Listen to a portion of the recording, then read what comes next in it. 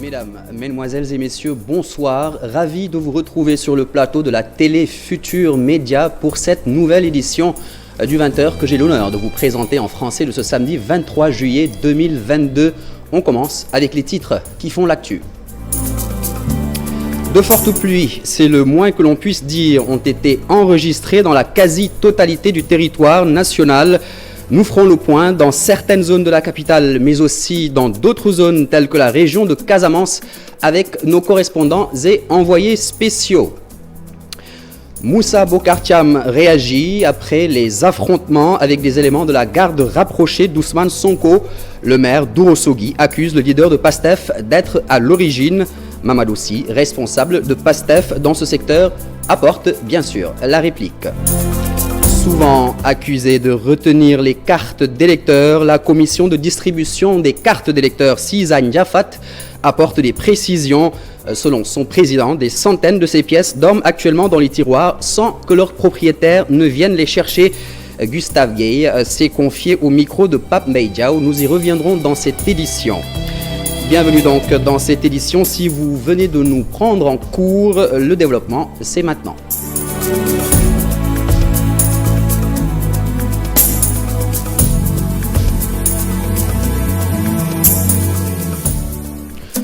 Mais on commence cette édition avec cette terrible information qui nous provient de Bayar, dans la région de Thiès. Un accident s'est produit dans cette localité. Un premier bilan de 4 morts est annoncé. On retrouve d'ailleurs Cheikh Anta Diop, notre correspondant dans la région de Thiès. Bonsoir, Cheikh Anta. Oui, bonsoir, Maroun. Voilà, donc quelles sont les premières informations que l'on peut retenir, Cheikh Anta? Oui, un accident mortel de la circulation qui a fait 4 morts sur le coup. L'accident d'Ernoto Gouijama a encore fait des victimes. 48 heures seulement après l'accident survenu à hauteur du pont de Lactalman avec 6 morts. Un autre accident de la circulation vient de se produire tout à l'heure à Bayar. Bayar, c'est un village près de Golom, c'est dans la commune de Diender.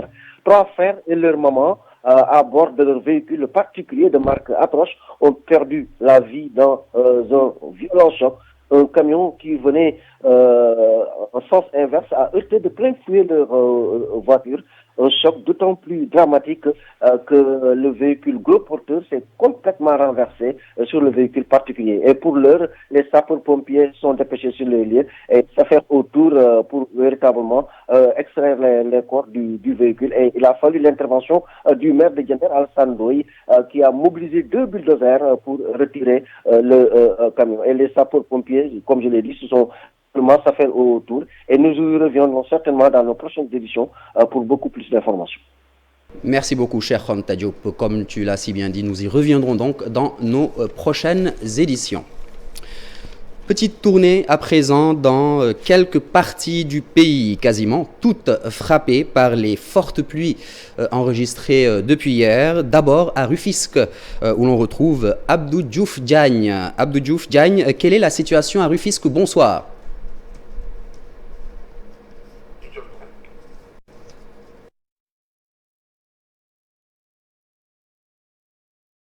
De liaison sans doute.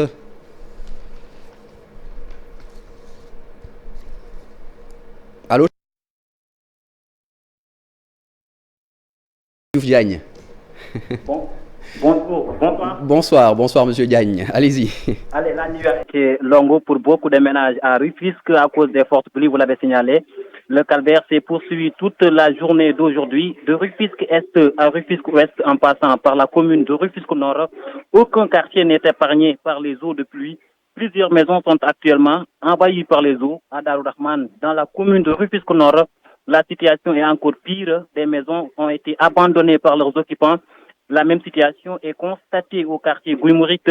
Plusieurs familles ont passé la nuit à la Belle Étoile. D'ailleurs, elles ont reçu la visite du maire de la ville. Oumar Sissé annonce des mesures provisoires pour soulager les populations. Partout dans le département, on déplore l'envahissement des maisons par les eaux, faute de réseaux d'assainissement aux normes. Les nombreuses visites du ministre de l'Assainissement n'ont finalement rien apporté à cette situation qui revient depuis plusieurs années. Des bénévoles ont payé de leur poste des motopompes pour atténuer la souffrance des populations.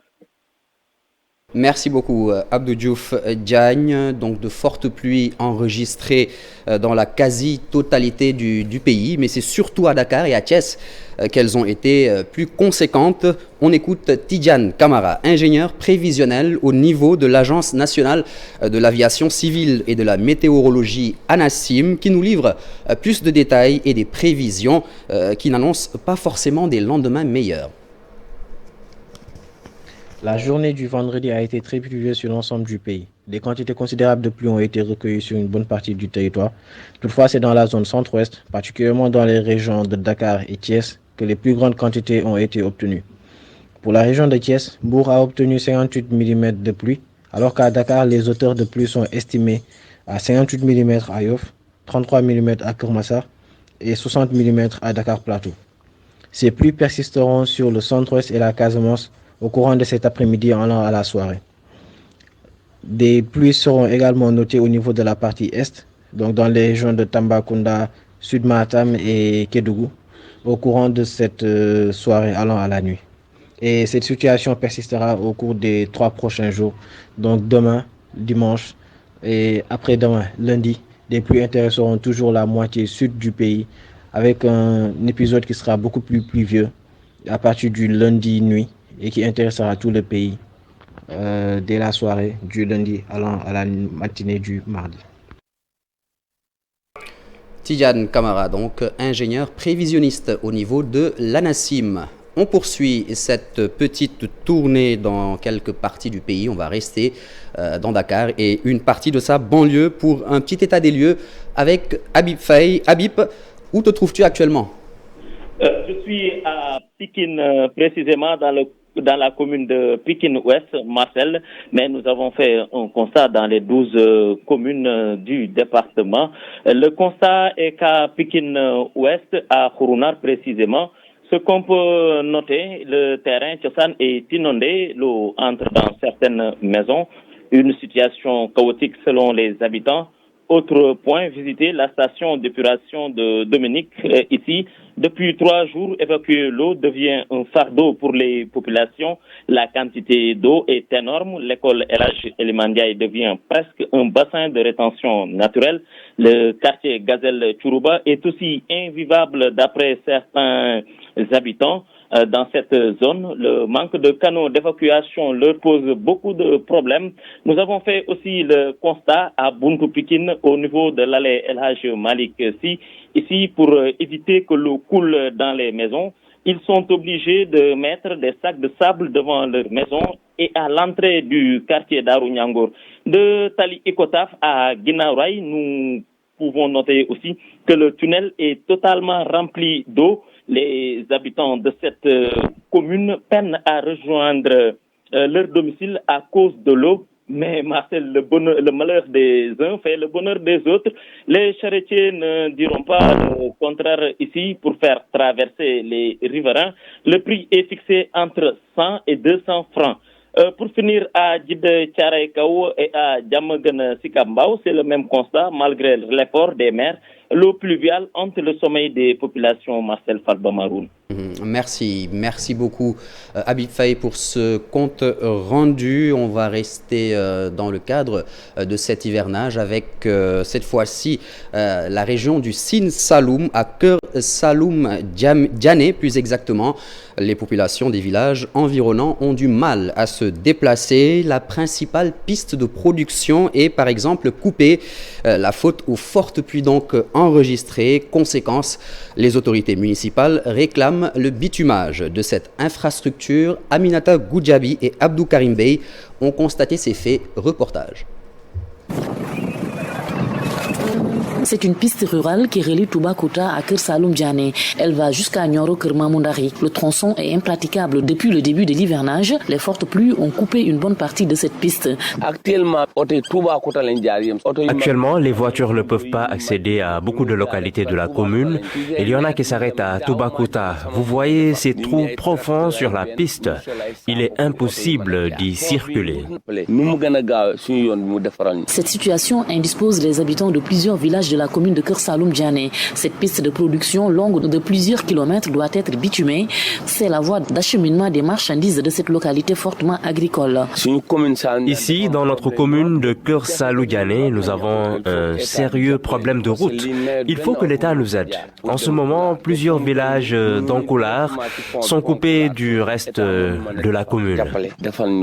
Autre problème évoqué par l'édile de Keur Saloum Diané, une panne des forages qui alimente une bonne partie des populations de la commune. Depuis plus d'un mois, l'accès à l'eau y est un casse-tête. Il y a des désagréments notés au niveau des forages. On nous dit que c'est la nappe qui a un problème. Le forage de Keur Saloum, chef-lieu de commune, est en panne. Celui de Keur Bakadjaou ainsi que celui de Ndramé Ibra aussi. Seul le forage de Ndiaye Kounda fonctionne actuellement. Keur Saloum Diané, une des 5 communes que compte l'arrondissement de Toubacouta, a un faible niveau d'électrification. Sur les 48 villages, seuls 5 sont électrifiés. Merci beaucoup, Aminata Goudjabi. Parlons politique à présent. Comme je vous le disais en titre, la première réaction de Moussa Bocar Thiam s'est fait entendre après les affrontements avec la garde rapprochée d'Ousmane Sonko. Le maire d'Ourossogui accuse le leader de PASTEF d'avoir transporté des nervis à bord des bus à la veille de son arrivée à Ourossogui.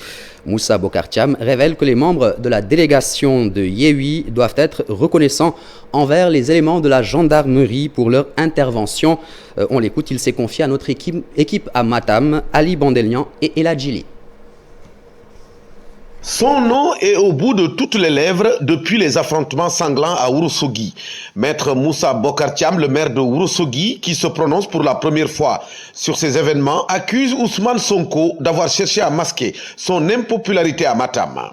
Tout le monde savait qu'effectivement l'arrivée de l'opposition ici à Matam ne sera pas forcément une chose aisée. Il y avait la tension dans l'air. Et je peux dire effectivement que la tension a été provoquée par l'opposition elle-même. Parce que 3 jours même avant l'arrivée du Yewwi, nous avons vu des bus et des bus de nervis qui ont été déployés par le Yewwi Askanbi dans la ville. Il y a eu au moins 4 bus remplis de nervis qui ont passé 3 jours ici à Ourossogui. Eux, ils étaient venus pour effectivement provoquer de la violence, essayer de montrer frauduleusement au Sénégal entier que Matam n'est pas le titre foncier du président Macky Sall et le contraire, c'est remarqué sur le terrain. Et suivant. On a quand même entendu dire que Ousmane Sonko n'est pas le bienvenu à Matam. Mais il n'est pas le bienvenu, il ne sera jamais le bienvenu ici à Matam. Matam, c'est le titre foncier du président Macky Sall. Pour le maire de Ourossogui, ce sont des jeunes volontaires qui ont réagi spontanément pour en découdre avec les nervis de Yewwi Askan Wi. C'est des jeunes de la ville qui se sont opposés effectivement au fait qu'ils déploient autant de personnes armées, des personnes violentes au niveau de la commune de Ourossogui. Parce que d'ailleurs, ces jeunes-là, je les félicite. Parce que le Sénégal, ce n'est pas un pays violent, nous sommes un pays de la courtoisie. Et là, la jeunesse de Matam, la jeunesse de Ourossogui a fait face à ces nervis-là. Et donc ces jeunes-là ont fait la riposte par rapport à la provocation faite par les nervis de Ousmane Sonko. Et seulement, il faut le rappeler, à quelques heures de l'arrivée de la caravane de Ousmane Sonko à Ourossogui, maître Moussa Bocar Thiam en personne s'est fait filmer au milieu d'une foule de jeunes et de responsables de Benno Bokk Yakaar en train de proférer des menaces à l'endroit de ses opposants qu'il avait déclaré la veille persona non grata à Ourossogui. Et la contre-réaction, si on peut l'appeler ainsi, à ces déclarations de maître Moussa Bocar Thiam ne s'est pas faite attendre. Le responsable de PASTEF à Ourossogui, Mamadou Sy, rappelle que ce sont plutôt les dirigeants de Benno Bokk Yakaar qui ont été surpris par la mobilisation d'Ousmane Sonko à Ourossogui. Le voici au micro toujours d'Ali Bandelian. D'abord, nous de PASTEF, nous voulons préciser que cette intervention du maire de Ourossogui qui ne l'honore pas est à l'encontre de la vérité.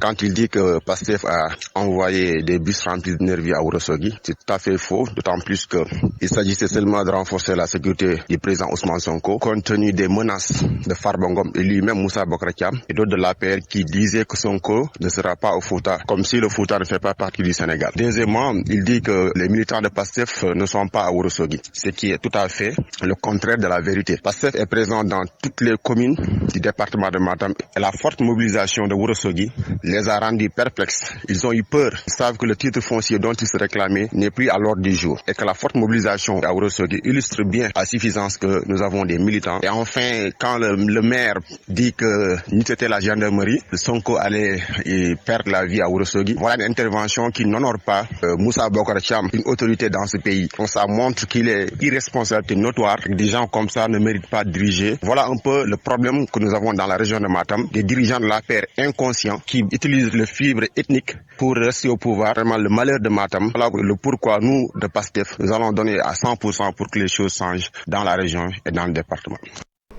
Merci Ali Bandel. Je vous le disais également, en titre, plus de 400, c'est le nombre de cartes d'électeurs non distribuées dans la commune de Ndiafat, dans l'arrondissement de Ndiédieng.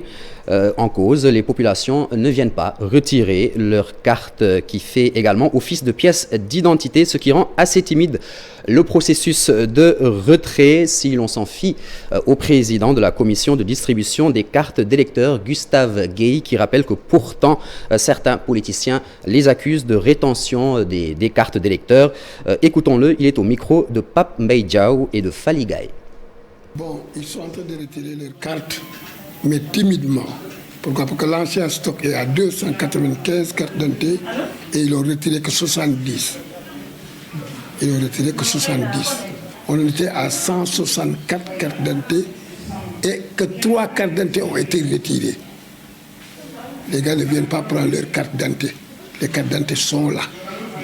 On avait au-delà de 400 cartes d'identité à distribuer.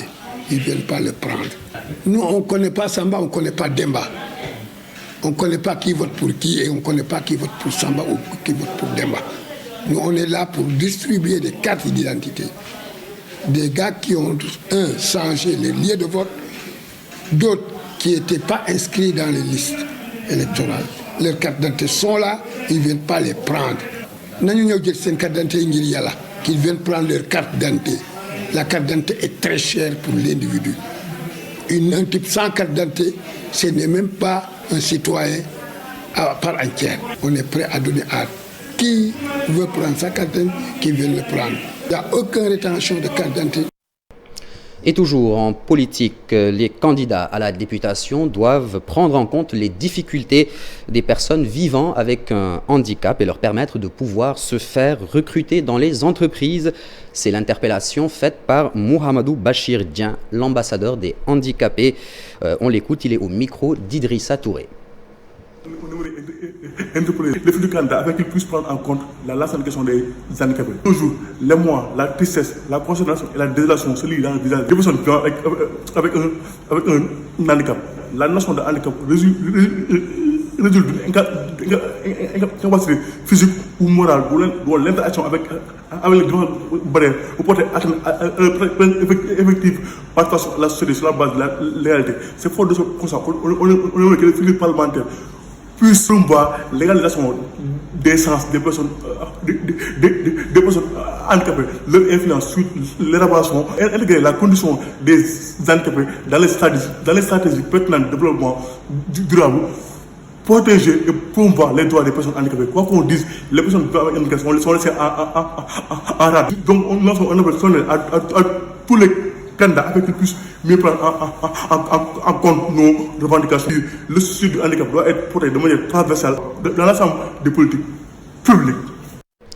On retourne à Thiès pour parler d'autre chose. Face à la récurrence des litiges fonciers dans plusieurs localités à cause de l'absence de personnel qualifié devant provenir des collectivités territoriales, le projet cadastre et sécurisation foncière a vu le jour.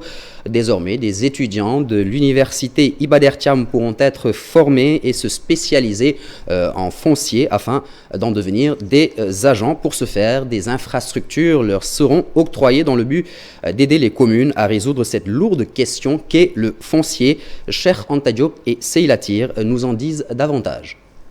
Cadastre et sécurisation foncière visent à accompagner les communes, renforcer les capacités de gestion foncière avec le développement d'un certain nombre d'infrastructures. Nous allons appuyer les communes pour développer des bureaux fonciers équipés en formant les agents fonciers, aider à renforcer le réseau géodésique national, l'acquisition d'images satellitaires, mais également le développement de systèmes d'information foncière, pour encourager la traçabilité et la transparence des données foncières.